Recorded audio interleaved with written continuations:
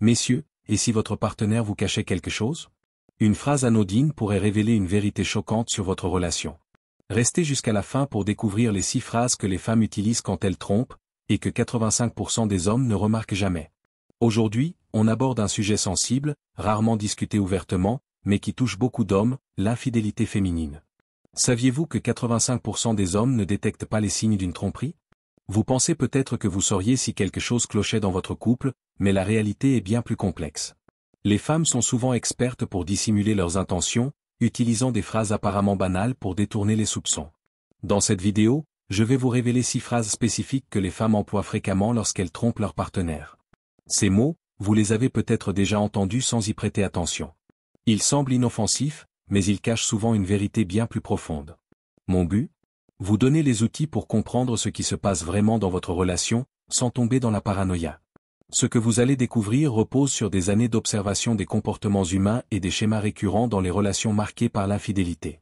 Ces informations pourraient transformer votre façon de voir votre couple et vous aider à protéger ce qui compte pour vous. Alors, restez attentifs, prenez des notes, et préparez-vous à décrypter ces signaux subtils. Prêt à plonger dans le vif du sujet? Allons-y. Tu sais, Marc au boulot, il est tellement à l'écoute.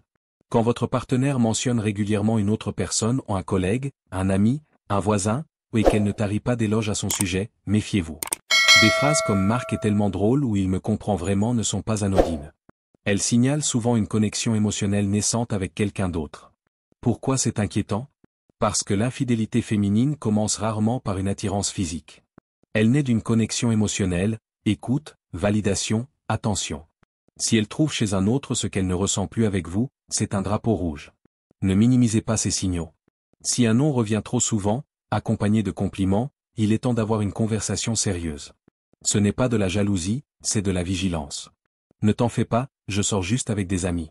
Cette phrase semble inoffensive, non? C'est exactement pourquoi elle est si dangereuse. Ne t'inquiète pas, je vais juste voir des amis. Cette excuse est parfaite pour détourner l'attention. Mais quand ces sorties deviennent fréquentes, les horaires flous ou les explications vagues, c'est un signal d'alarme. Les femmes infidèles utilisent souvent cette phrase pour masquer des rencontres. Si vous remarquez des incohérences dans ces récits, si elle devient évasive ou défensive quand vous posez des questions, ouvrez les yeux. Une partenaire honnête n'a pas besoin de justifications floues ou changeantes. Soyez attentifs aux patterns. Plus elle répète cette phrase comme un refrain, plus il y a de chances qu'elle cache quelque chose. J'ai besoin d'un peu d'espace. Vouloir du temps pour soi est normal dans un couple sain. Mais quand cette demande d'espace surgit soudainement ou s'intensifie sans raison claire, c'est un signe préoccupant. Des phrases comme « j'ai besoin de me retrouver » ou « laisse-moi un peu respirer » peuvent masquer une intention bien plus calculée, créer des opportunités pour voir quelqu'un d'autre. Ce qui doit vous alerter, c'est le changement brutal. Si elle devient distante, émotionnellement ou physiquement, et que cette pause coïncide avec d'autres comportements suspects, sorties fréquentes, changement d'habitude, méfiez-vous. Cette demande d'espace peut être un moyen de s'éloigner de vous pour se rapprocher d'un autre. Ne laissez pas cette excuse vous endormir. Je travaille tard. Une excuse classique, crédible, et pourtant souvent utilisée pour couvrir une infidélité. Bien sûr, des heures supplémentaires peuvent être réelles, mais quand elles deviennent fréquentes, mal expliquées, ou accompagnées de comportements étranges, téléphone en mode silencieux, attention accrue à son apparence avant de partir, c'est un signal à ne pas ignorer. Posez-vous ces questions, les horaires sont-ils cohérents? Peut-elle expliquer clairement ce qu'elle fait? Si ses réponses sont vagues ou si elle évite le sujet, c'est un indice.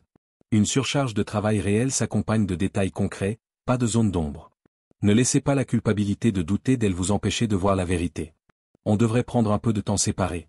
Cette phrase est un piège redoutable. On a besoin de temps séparé pour le bien de notre couple. Elle semble mature, presque thérapeutique, mais dans bien des cas, c'est une façade.